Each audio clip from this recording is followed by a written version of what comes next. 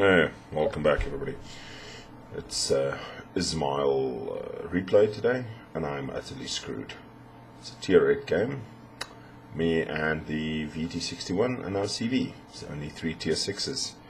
We have, wow, 2 Le Fantastiques, HFS Arakazi, Gnaisno, Carolina, Key. They've got a Massachusetts, Roma, Dunkirk, Baltimore, Benson, Z23. Game is taking forever to load. Don't know, it's been the last 24, maybe 36 hours. And the reason for this replay and why we're featuring it is sometimes you can have a really good game, sometimes you can do everything right, and you still get screwed. So when I load in that type, Wargaming is trolling me. Fuck my life, because I don't even have the B hull on this thing yet. I'm still on my A hull. A hull, Izmail, and a tier 8 match. The only thing I've done is, luckily, I've got the range mod now on. So yeah, alright. So I look at Self-Friend Warlock, and he's the CV, and yeah, he is just as screwed. So typing.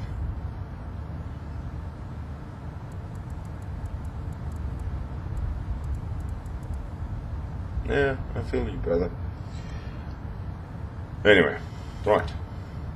Played this map probably 100 times in the last ranked league, not the ranked sprint. Ranked league was tier 9.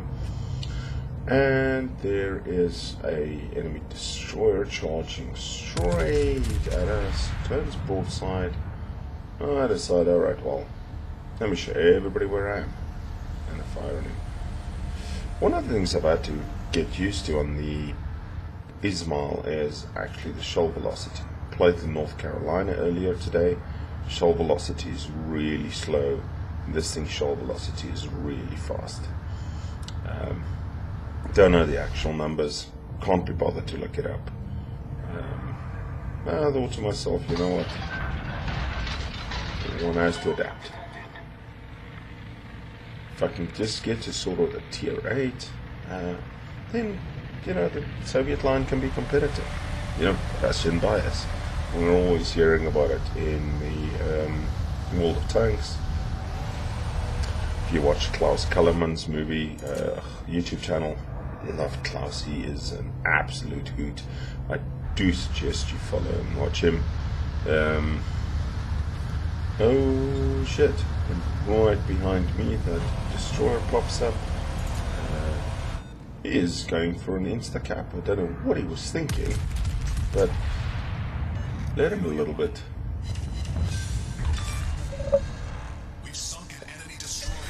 First blood.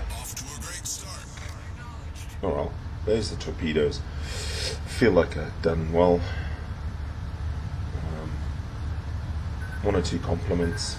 I think I'm going to take a torpedo on the butt. No, I don't. Well done, Commander. Well, thank you, everybody. Much appreciated. I will do more damage in this game. We unfortunately lose it. If you don't want to spend the 14 minutes watching this video, we lose. But it's a doozy. Alright, so big problem with the Izmail is that it gets its very high speed from its long hull and its draft, not from its propulsion.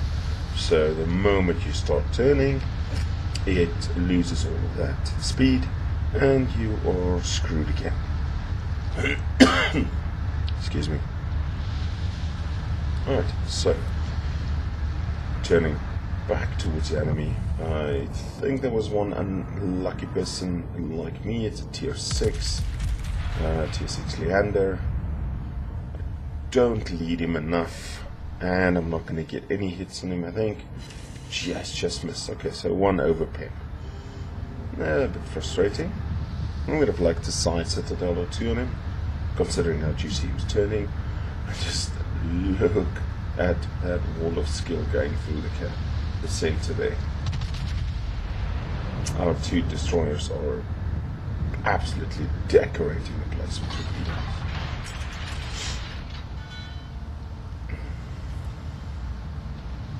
Yeah, that Leander is now trying to be sneaky behind the island, and it disappears just as I fire. So, only one turret.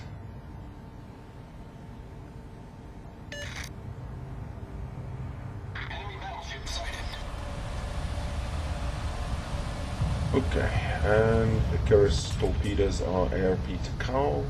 That's happening in the 1-2 line by F1 and F2.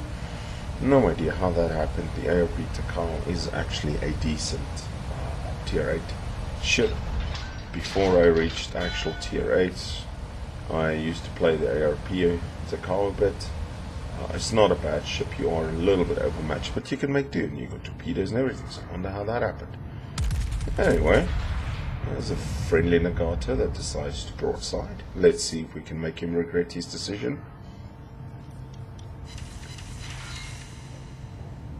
3 penetrations, 1 overpin. That's a good amount of damage.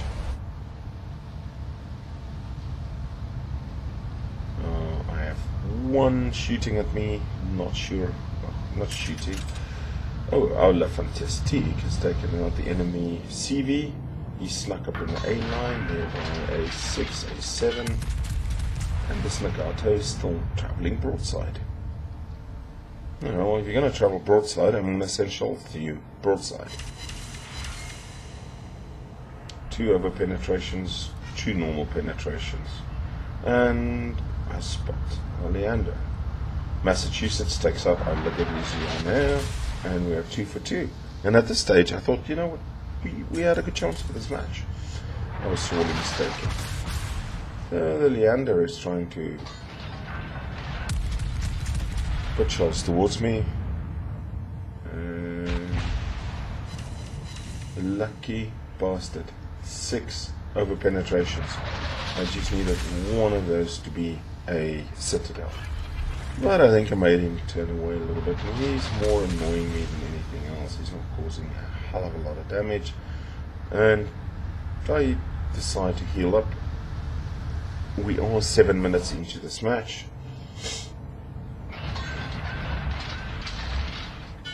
And that Nagato is still there. Right, well. Aiming for the waterline, hoping to get a citadel. Let's see. Come on, shells, fly true. 8,000 damage, 5 over penetrations and 1 penetration. Seriously? Fuck. Right, anyway. One of the really nice things about Izmail, which is what I'm starting to get used to and starting to like playing her, is 3 of the turrets can face backwards with fair ease. So when you're turning like this, you don't have to turn the turrets 180 degrees around to the front and then back. Icarus burns down like Duke of York, and we are 3 for 3. And at this stage, I thought we still had good luck. And there you can see the 3 turrets, all pointing backwards, all pointing to the Nagato. 6 shells, 1 penetration, 3 over penetrations. 3 over penetrations on the Nagato. Really? So obviously he's starting to take notice of me, and I took a bit of damage from him. I'm telling the CV to move because there's a destroyer chasing him and a Nagato coming in. I'm the closest thing to them. So my front turret is still turning. I mean, this thing turns as slow as a politician's morals. 9,000 damage there, 2 penetrations, 1 overpin. Just dodged the Nagato shells. Now, if memory serves me right, the Nagato also has an odd turret layout, so he has to swing himself completely to get all the turrets in play. Oh, and I take an 8,000 damage point hit from him. That was unpleasant.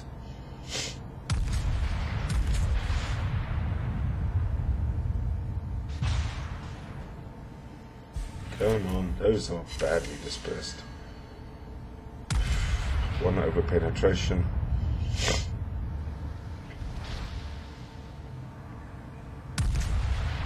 So he's turning away, and I use my front turret, which is eventually caught up to the rest of the match.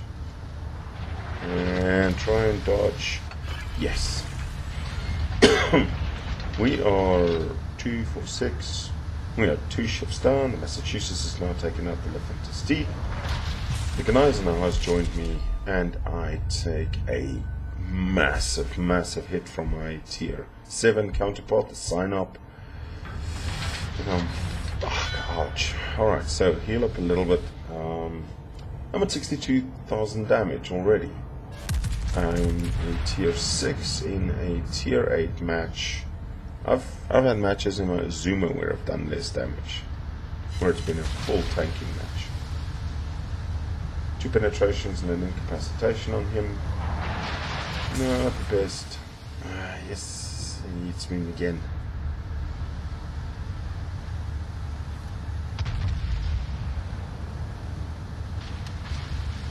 So the Gneisenau moves in.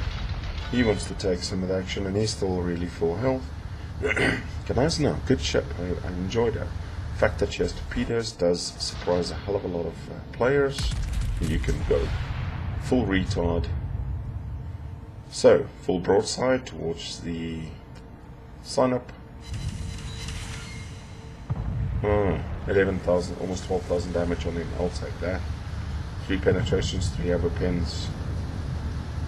And he's now shooting at the Gneisenau, obviously closest target, and these Russian guns are not the most accurate.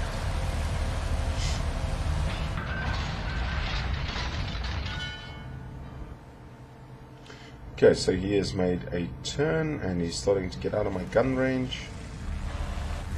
And right in front of me, destroyer. This is not good. To my right, North Carolina, and he's got a fight on his hands with the last 2 destroyers. Well, those 2 destroyers. The 3rd destroyer is in I3, chasing the CV. The CV is trying to bomb and keep him occupied. But you can see where this match is going. We're completely on the defensive. Our 2 destroyers are actually around their cap, harassing the Massachusetts. The problem is the Massachusetts is probably secondary built, so that's why he's taking out everybody with secondary fire.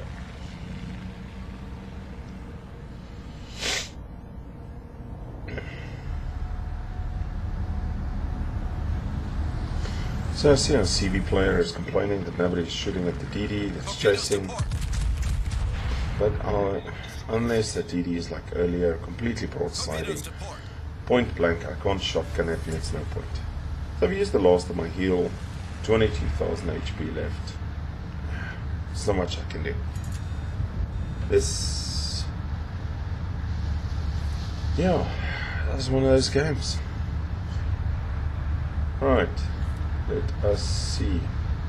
Typical of destroyer, the moment something just looks at him odd, smokes up, sits in the smoke and just fires.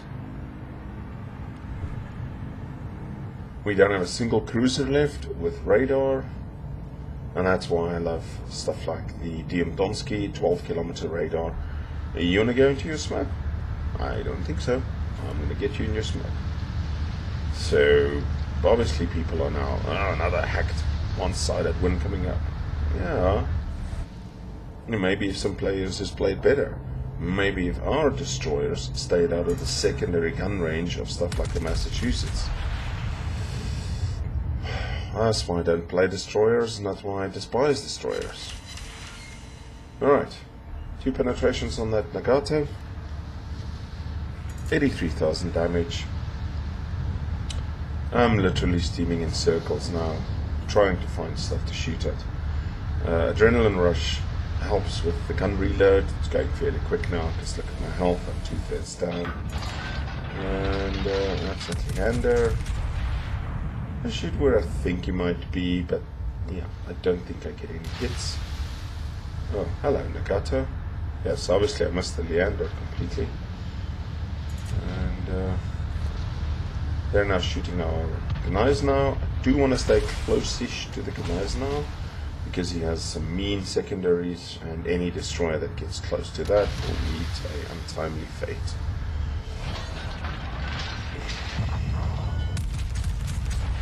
Benson drops the North Carolina. The Massachusetts takes me out 89,788 damage. Call it 90,000 damage in a tier 6 battleship in a tier 8 match. That's not bad. But look at this. Our CV is still alive, and we've got the Gneisenau now and one of our destroyers. Our destroyer is still occupying the B line, B7, keeping 2 battleships occupied there, but that's not enough. So I typed they do. I'm tier 6 and a tier 8 match. 90,000 damage. I was fucked from the start. And I knew it. I knew it. The fact that I got 90,000 damage, yeah, it's not bad. I'll take it. So, Gneisenau's secondaries are now opening up on this one last Icarus destroyer. I think the Icarus is the tier 6 British one, and the CV bombs him out of existence, but it's too late.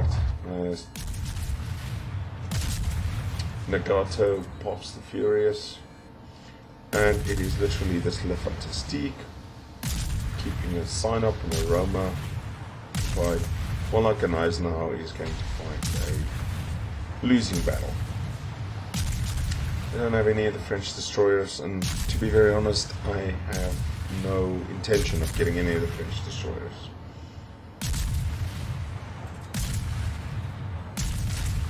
So, while we watch the Le Fantastique, we can discuss this match. And Eisenhower's secondaries are still firing, and he's going to go into a wall of skill.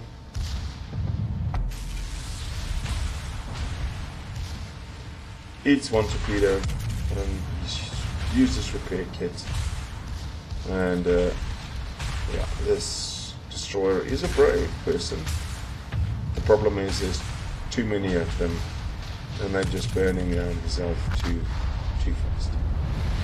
So he takes out that Z-23.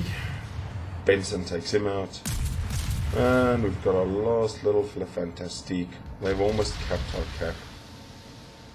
And yeah, our CV is still complaining that Icarus that was chasing him, nobody shot at it. I don't waste shots on destroyers. It over penetrates. I've either got to reload HE, or all of that wastes my time. That's why there's cruisers. If the cruisers can't take care of the destroyers, our destroyers should take care of the destroyers. I'm there to punch holes in cruisers and punch holes in their battleships. Don't complain to me.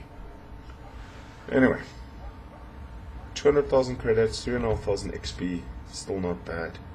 I'm second on XP, just behind Le Fantastique. Tier 6 battleship, second on XP in a tier 8 match. How the fuck did we lose that? 134,000 profit. Let's have a look. And yeah, I don't think even there was enough to mount. Nope. Not enough to mount the second hull yet. Ladies and gentlemen, thanks for joining me. Frustrating game. I'll continue to post these as they happen. Thanks for joining me. Have a good rest of your weekend. Cheers.